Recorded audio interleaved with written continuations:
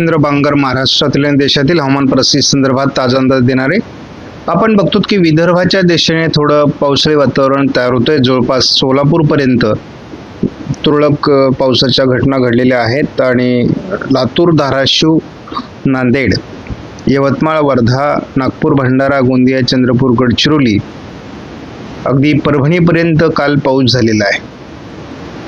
काही ठिकाणी हा पाऊस आहे, सर्वत्र पाऊस नाही आहे, परंतु चांगल्या प्रकारचा पाऊस आपल्याला या भागामध्ये बघायला मिळाला आहे। मान्सूनने काल विशेष प्रगती केलेली नाही आहे। 8 तारखेपासून 13 तारखेपर्यंत आपल्याला या ठिकाणी मान्सून अरबी समुद्रात स्थिर दिसतोय, महाराष्ट्रात स्थिर आहे। तर 12-13 तारखेला पूर्व शाखेकडे देखील मान्सून स्थिर होता, अर्थातच त्याची कुठलीही प्रगती होऊ शकलेली नव्हती।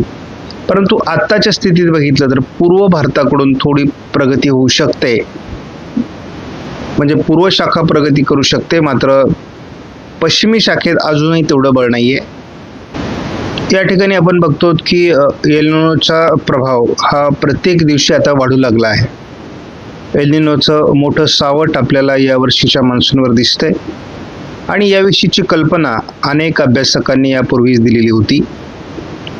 आपणही आपल्या व्हिडिओच्या माध्यमातून यावर्षीच्या मान्सूनवर एल निनोचं संकट राहील, कमकुवत मान्सून राहील अशा प्रकारचा अंदाज यापूर्वी दिलेला आहे। पण वर्ल्ड मेट्रोलॉजिकल ऑर्गनायझेशनने WMOने एल निनोसाठी आपल्याला प्रिपेअर राहायला सांगितलं। याचाच अर्थ आता एल निनो सुरू झाला आहे। 2 जूनची WMOची प्रेस कॉन्फरन्सचा हा डेटा आहे। यामध्ये एल निनो संदर्भामध्ये दिलेल्या माहितीत जून, जुलै, ऑगस्ट या महिन्यामध्ये 26ला जवळपास 80% प्रोबॅबिलिटी दाखवण्यात आलेली आहे। किंवा व्हेरी स्ट्रॉंग एल निनो हा नोव्हेंबर, डिसेंबर, जानेवारीमध्ये होईल अशा प्रकारचा देखील अंदाज देण्यात आलेला आहे आणि त्यानंतर याची तीव्रता कमी होत जाईल। कोणताही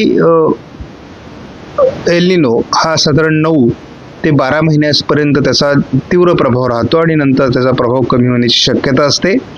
त्यामुळे जर हा जूनमध्ये तयार झाला असेल आणि तर तो पुढच्या जूनपर्यंत प्रभाव टाकू शकतो। त्यामुळे पुढच्या मान्सूनची सुरुवात थोडी कमकुवत राहण्याची शक्यता आहे। त्यामध्ये seeped rainfall pattern in different parts of the world, म्हणजे जगातील पावसाचे जे वेगवेगळे पॅटर्न असतात हे बदलण्याची शक्यता देखील वर्तवलेली आहे। या ठिकाणी बघतो की एल निनो संदर्भात CPCने दिलेली माहिती महत्त्वाची आहे। कुलाबा वेधशाळेनुसार दिलेले आपण जर वॉर्निंग्स बघितल्या तर फारशा त्या जुळत नाहीत, परंतु आपण त्या बघणार आहोत की उष्णतेच्या लाटे संदर्भामध्ये बहुतांश भागात या ठिकाणी अलर्ट देण्यात आलेला आहे। हा संपूर्णपणे उष्णतेच्या लाटेचा अलर्ट असलेला या भाग आहे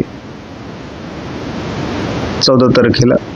बाकी ठिकाणी मात्र मेघगर्जनेसह पावसाचा देखील अलर्ट आहे। पण हे थोडक्यात दुष्काळी संकेत देखील आहेत, कारण जूनमध्ये उष्णतेची लाट ही फार चिंताजनक गोष्ट आहे।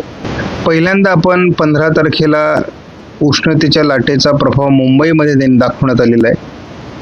मुंबईमध्ये उष्णतेची लाट आणि आपल्याला या भागामध्ये देखील उष्णतेच्या लाटेचा 15 तारखेला अलर्ट देण्यात आला आहे। इतर ठिकाणी संभाव्य शक्यता आहे की पावसाचा अलर्ट त्या संदर्भामध्ये आपण 16 तारखेला देखील मुंबई आणि परिसरात ज्या ठिकाणी मान्सून बरसणं गरजेचं आहे त्या ठिकाणी उष्णतेची लाट आहे आणि ही फार गंभीर गोष्ट आहे। 17 तारखेला मात्र आपल्याला उष्णतेच्या लाटेचा अलर्ट महाराष्ट्रातला दाखवण्यात आलेला नाही, मात्र विदर्भाकडून पावसासंदर्भात मेघगर्जनेचा अंदाज देण्यात आलाय। हा मात्र मान्सूनचा पाऊस नाही। जोपर्यंत मेघगर्जना दाखवली जाते तोपर्यंत हा मान्सून पूर्व वळीव पाऊसच आहे। आजची वाऱ्यांची स्थिती बघितली तर या ठिकाणी स्पष्टपणे दिसतंय या भागातून काही वारे येत आहेत आणि ही वारे या ठिकाणून असे मोल्ड होत आहेत आणि त्यामुळे हे मान्सूनला रोखतायत। या ठिकाणी हे कोरडे वारे आहेत। आज 14 तारखेला देखील कोकण किनारपट्टीला फारसं प्रभावी वातावरण दाखवण्यात आलेलं नाही, मात्र या ठिकाणी एक ट्रफ दाखवण्यात आलेली आहे, जी पावसाची परिस्थिती निर्माण करू शकते आणि या ठिकाणी देखील मान्सूनचा प्रभाव आहे. 15 तारखेला देखील तसं भारतामध्ये सामान्य पावसाळी वातावरण दाखवलेलं आहे. कुठल्याही प्रकारचं तीव्र वातावरण अजून पश्चिम किनारपट्टीला म्हणजे कोकण किनारपट्टीला दाखवण्यात आलेलं नाही. 16 तारखेला देखील अतिशय तुरळक अशा प्रकारचं पावसाळी वातावरण या भागात दाखवलेलं आहे. अजून देखील 16 तारखेला सुद्धा कोकण किनारपट्टीला फारसं पावसाळी वातावरण दाखवलं जात नाही आहे. 17 तारखेपासून थोडे वातावरणीय बदल अपेक्षित आहेत. या भागामध्ये थोडं पावसाळी क्षेत्र वाढते आणि पूर्व शाखा थोडं प्रगती करेल असं दिसतंय. 18 तारखेला JFSने पावसाचा प्रभाव काही प्रमाणात वाढू शकतो अशा प्रकारचा अंदाज दिलेला आहे. 19 तारखेला देखील JFS मॉडेलने पावसाचं प्रमाण भारतामध्ये वाढण्याची शक्यता व्यक्त केली आहे. 20 तारखेलाही या भागापर्यंत पाऊस पुढे प्रगती करू शकतो असा अंदाज आहे. मान्सून खूप डिले झालेला आहे आणि अजूनही डिले होण्याची शक्यता आहे. आपण 22 तारखेला बघतो पूर्व शाखेकडून थोडा आणि पश्चिमी शाखेकडूनही 22 तारखेपासून थोडा प्रभाव किंवा बळकटी मान्सूनला येऊ शकते. 23 तारखेला देखील आपल्याला पश्चिम किनारपट्टीला प्रभाव वाढण्याची शक्यता या ठिकाणी वर्तवण्यात आलेली आहे. 13 ते 20 जून फारसं समाधानकारक वातावरण नाही आहे. मात्र आपण बघतो की 20 जून ते 27 जून हे महाराष्ट्रासाठी चांगल्या वातावरणाचे संकेत आहेत. यामध्ये देखील महाराष्ट्राचा उत्तरेकडील भाग सुटण्याची शक्यता आहे. त्याचबरोबर आपल्याला 27 जून ते 4 जुलै हा देखील महाराष्ट्रासाठी समाधानकारक अंदाज आहे आणि यदाकदाचित हा अंदाज बरोबर आला तर मात्र महाराष्ट्रातील पेरण्यांची चिंता मिटू शकते, दुष्काळाचं सावट कमी होऊ शकतं. ECMWF मॉडेलचेही अपेक्षे एवढे अंदाज सध्या जुळत नाही आहेत.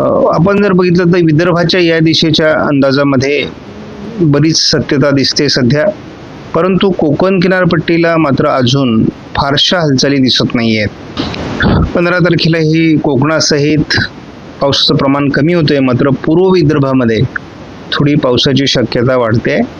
16 तारखेपर्यंत कोकणामध्ये किंवा पश्चिमी शाखा मान्सूनची फार वीक राहणार आहे. थोडं या पावसाच्या प्रमाणात वाढ ही थोडी पूर्व विदर्भाच्या दिशेने आपल्याला 16 तारखेला दिसते. 17 तारखेलाही पूर्व विदर्भातच पावसाचा अंदाज आहे. अजूनही अपेक्षित बदल हा कोकण किनारपट्टीकडून नाही आहे. हे फार म्हणजे कठीण गोष्ट आहे. 18 तारखेला महाराष्ट्रात चांगल्या पावसाचे संकेत याच मॉडेलने आपल्याला कालपर्यंत दिलेले होते.